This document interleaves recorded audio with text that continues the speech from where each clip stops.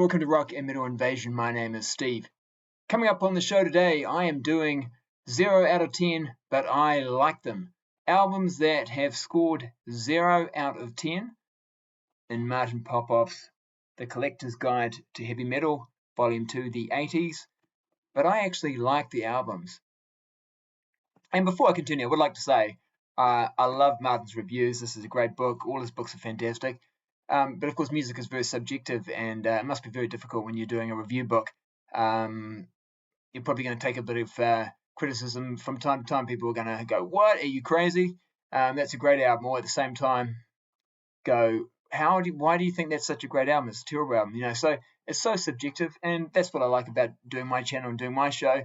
I get to express my opinion. Not everyone's going to agree with it, and that's fine. And that's what's really cool too. Everyone just agrees to disagree from time to time, and everyone realizes that music is so subjective, but it's also that's what makes it interesting as well, that everyone can have a different opinion.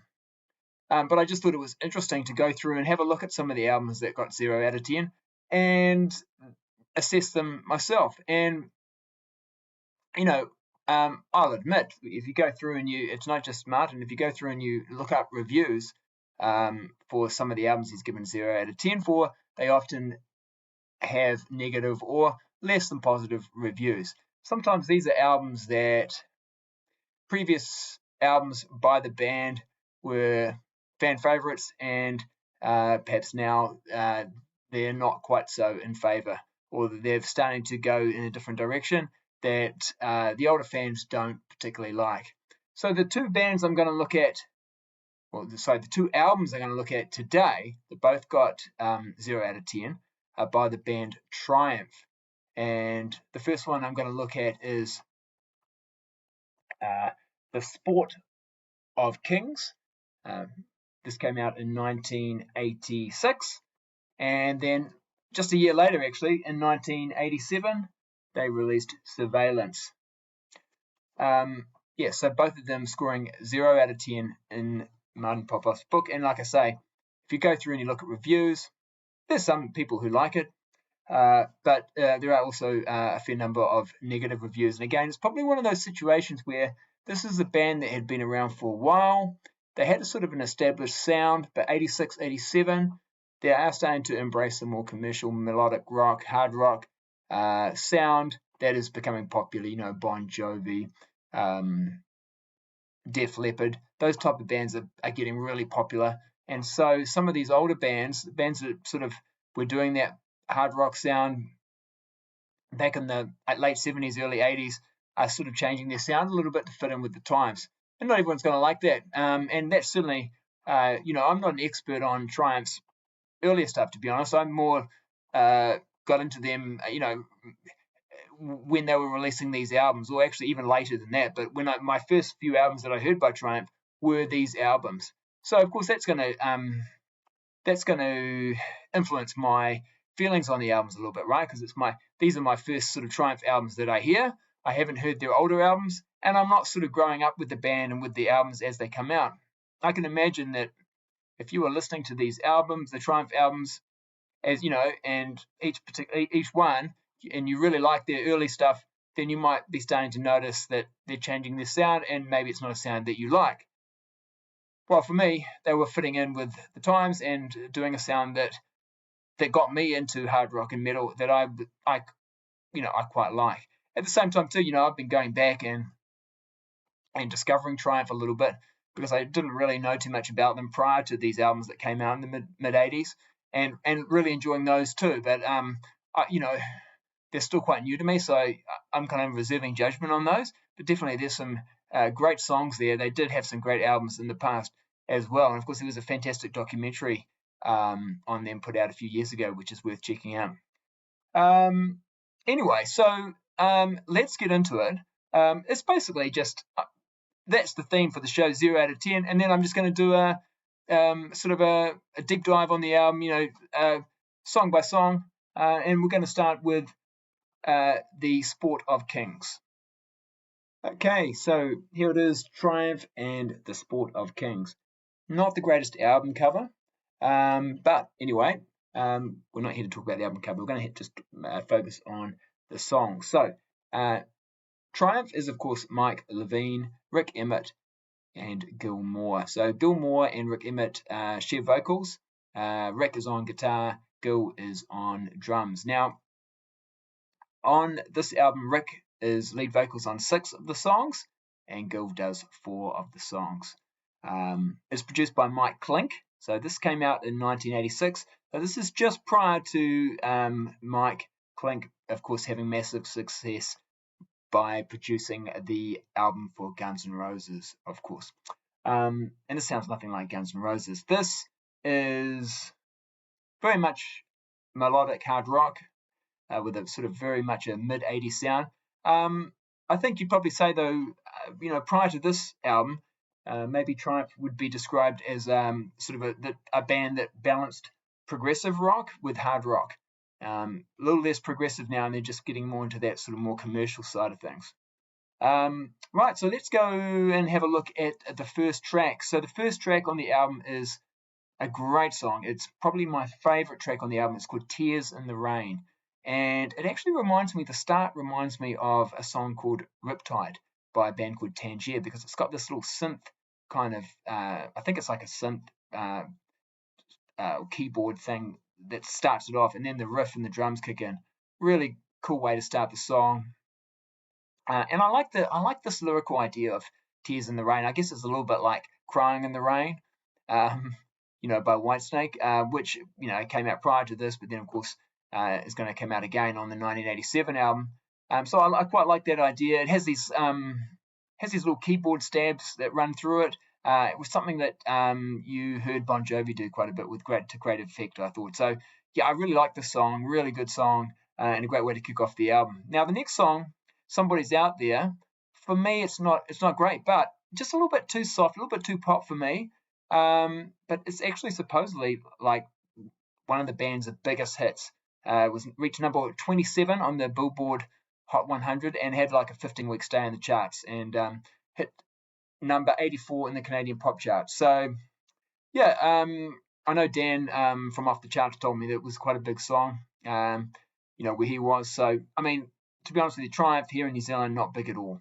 Now there is a music video for this, but yeah, it wasn't played here. And Triumph, although you can pick up the Triumph albums here in New Zealand fairly easily, they weren't a band that got radio play, and they weren't even a band that got played on TV very much. You might have been lucky to see a music video from them from time to time, but not really. Not when you consider how sort of fairly popular and successful they were, or at least had been.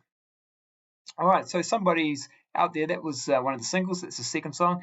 Now, yeah, not a great song for me, but I understand it's a popular one. But I loved What Rules My Heart. That's the third song. Now this is not a heavy song. This is just great hard rock. I think this could have been a hit. Again, it reminds me a little bit of Whitesnake. 1987 Whitesnake. Not lyrically so much this time, but just the type of song that it is. It sort of reminds me of that sort of that heavy kind of ballad. A bit like Here I Go Again. So it's not really a ballad, but it's not a heavy song though either. So it's really a nice mix of melody, but still hard rock in there. So really good.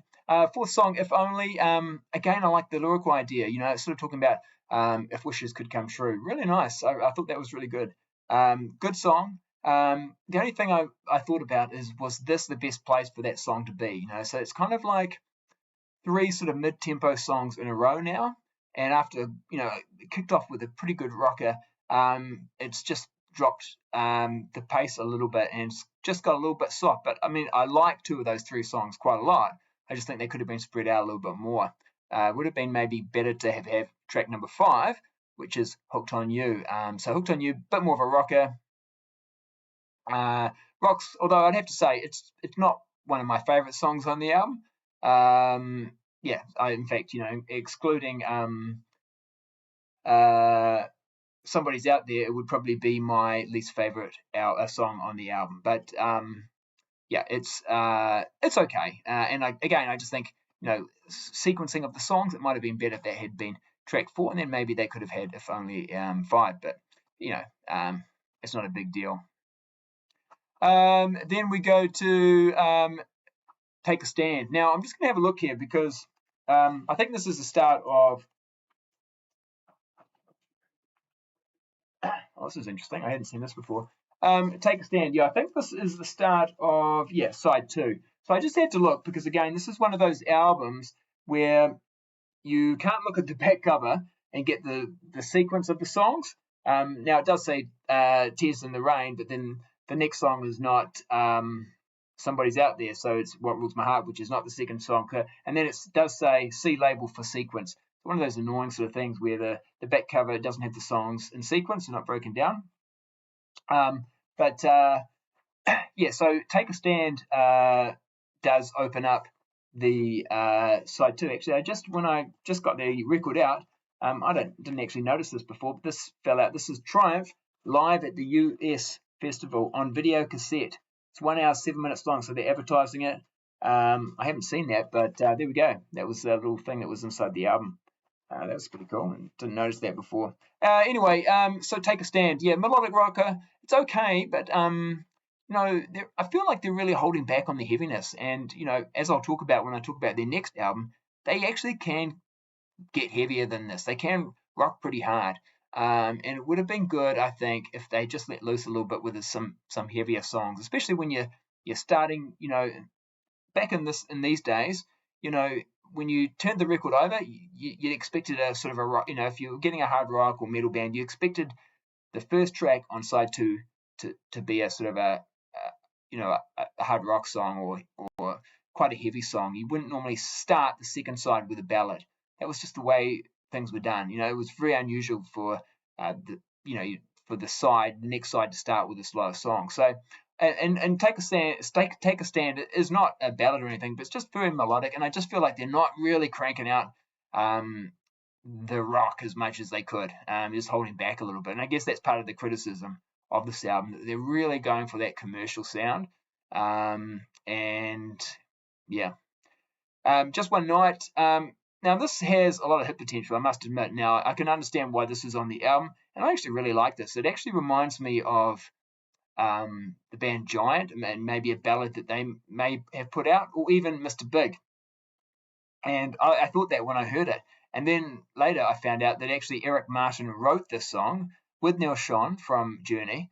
So that's why it perhaps reminded me of Mr. Big. Now, and you can actually find the song Just One Night on Eric Martin's solo album from 1985.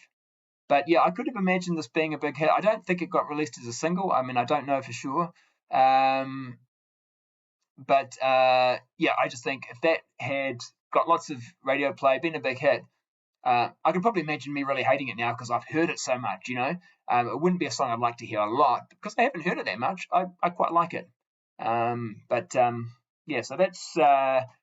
that's Just One Night. Then they've got this Imbrujo. It's like a guitar instrumental. It's just a minute and a half. It is what it is. Now, Play With Fire. Now, this is what I was talking about before when I was sort of saying I'd just like them to crank it up, just get a little bit heavier. And this one, they're definitely getting a little bit heavier here, a little bit more getting to that, this band is never going to be called a heavy metal band these days. But back in the 80s, they were certainly put in the heavy metal category, were sort of known as a metal band. And this is getting a lot more metal. This is pretty heavy at times. There's more urgency, and I think it really needed it, although I think it's just coming a bit late because there's been too many of those mid-tempo songs. But for me, Play With Fire, one of the better songs on the album. Next up, we've got Don't Love Anybody But Me. I've got to say, I've liked some of the lyrics on this album, but not this one. Just lyrically, not the sort of thing I like to be. I don't know, it's not a chorus I think sounds that great. The chorus is basically don't love anybody but me. I don't know. It just doesn't do it for me. Although when it's reading reviews, some people really like this song. So, again, so subjective, and everyone's got their own opinion. Finally, the last song, In the Middle of the Night, slow build, and it picks up a little bit, but again, it's just really not cranking out the heaviness that I would have preferred. So it picks up a bit in the chorus, but for me, In the Middle of the Night, it's a little bit forgettable. So that's the last song. yeah, I think on side 2, Play With Fire is definitely one of the better songs. Just One Night, also I like I said, it had hit potential. That's a good song. And on side 1, What Rules My Heart, fantastic. If Only is good, and the opening song, Tears in the Rain. So those are kind of my standout songs. Some of the other songs, not so much. Definitely wouldn't give it 0 out of 10. And like I say, that's the whole theme of the show is it has scored 0 out of 10, but I like it, and I do like this album. I'm going to give it 6 out of 10. All right, just before we move on to the next album, Surveillance, here's the inner sleeve for the Triumph album, The Sport of Kings. So there the guys are there. There's Mike, the moustache.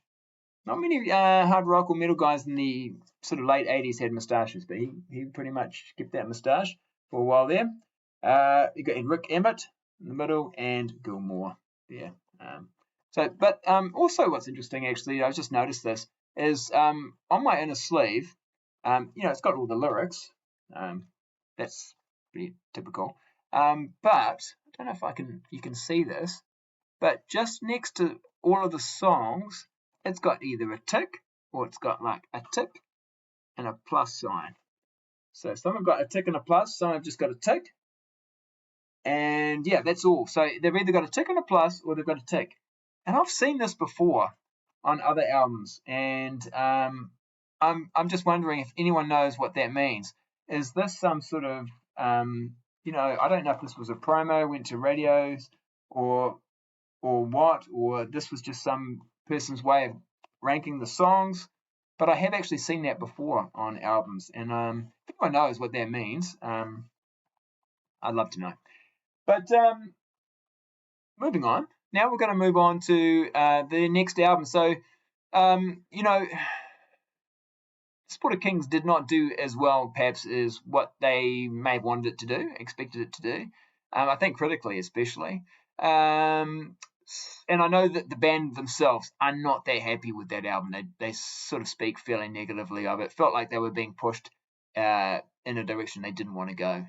And you can tell they do change their sound for the follow-up album. Now this is the album. I think it's a better album cover, definitely a better album cover.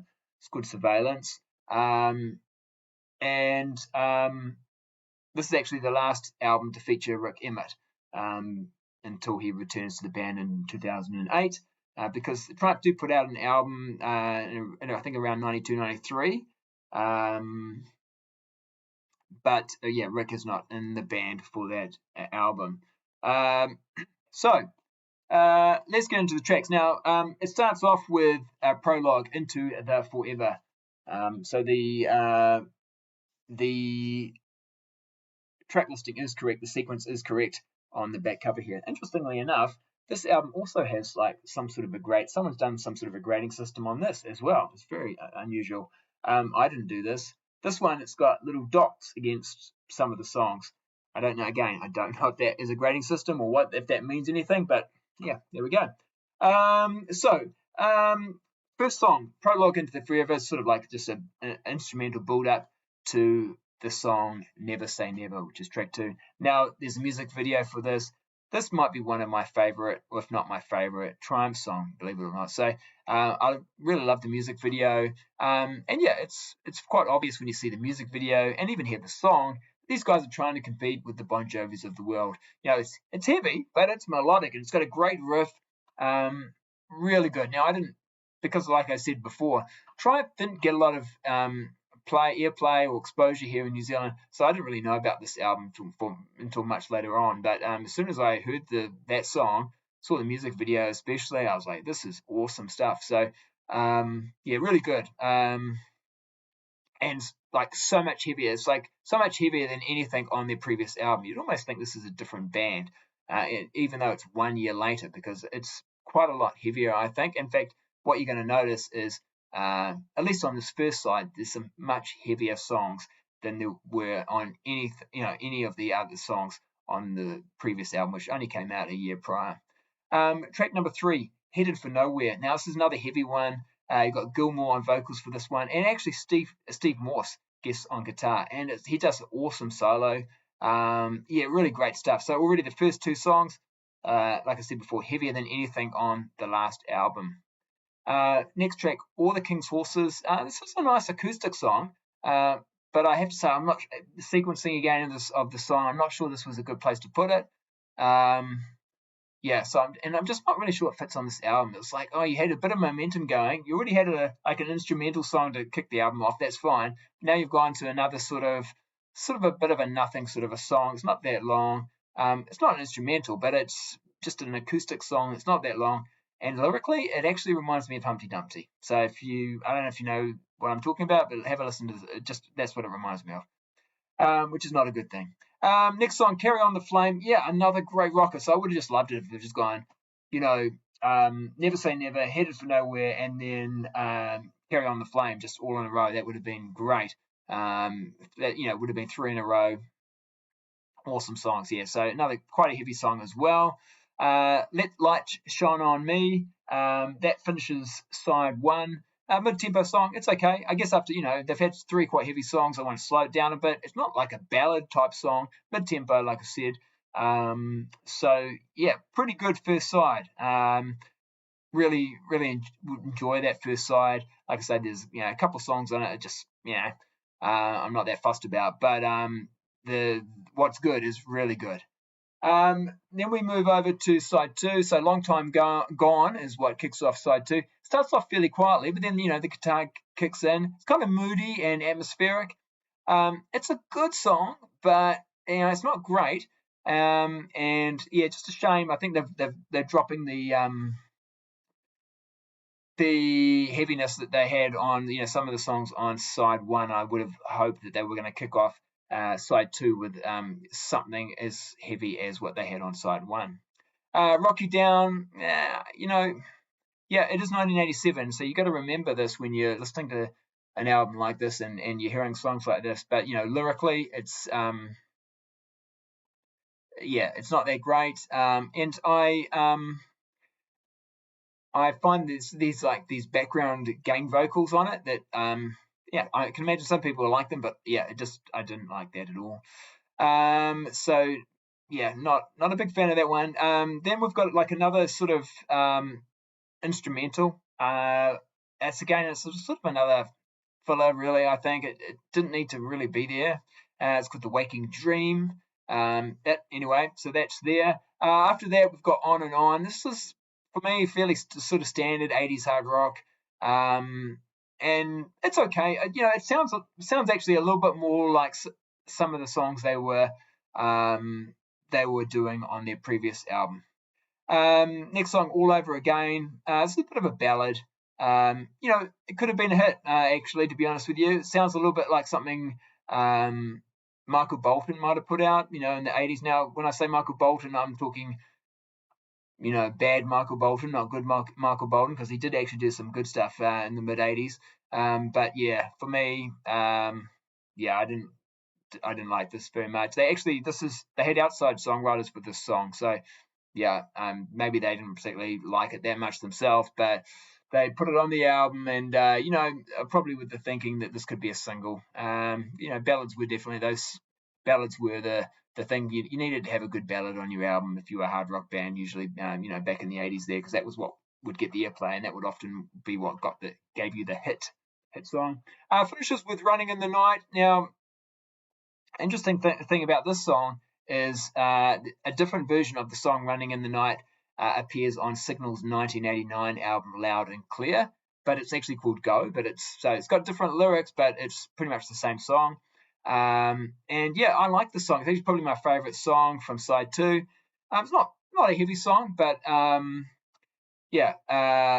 it's a good song. But unfortunately, there's nothing on side two that matches the three great songs that were on side one. So Never Say Never, Headed for Nowhere, and Carry On the Flame. Those three songs actually really make this album. And, for me, those are my go-to sort of songs for this album. So let down a little bit by the rest. Still a good album. This one also, for me, is going to score a 6 out of 10. So there we go. That's my review of Triumph and their albums. 2 albums. one from 86, The Sport of Kings, and then the follow-up in 1987, Surveillance. All right, that's it for today. I am going to be back, though, and doing another 0 out of 10, but I like it. So this is going to be a bit of an ongoing series because I've noticed there's some other albums that also scored 0 out of 10 that I either like or love. So look out for those. They'll be coming up real soon. All right, don't forget, as I usually finish with, hit that like button, hit that subscribe button if you haven't already, and let me know in the comments what you think of these albums. They're pretty popular band, Triumph, and I know that long-time fans, maybe this is not an album that they particularly like or love or play very much, but whatever the case is, let me know what you think. All right, we'll catch you later. See ya.